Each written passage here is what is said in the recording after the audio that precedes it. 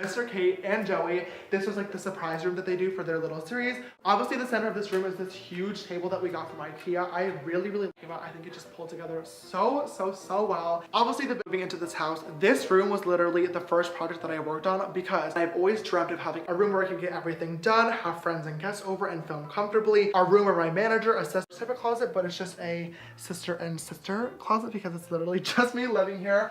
But this is pretty much the closet where I keep all of my like more kind of nice pieces. Moving over across the hall, this is my more like athleisure type of closet. It's just like everyday type of pieces. I have all my hoodies and tops organized by color. The white stuff is here, gray, black, and then the occasional few color pieces that I do happen to own are up here.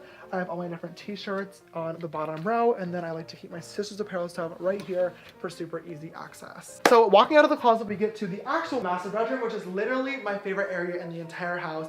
I could not imagine this coming out literally any better, and I am so blessed and lucky that I get to go to sleep here every single night. As you guys saw in Tuesday's video, beds in the UK. I love the name.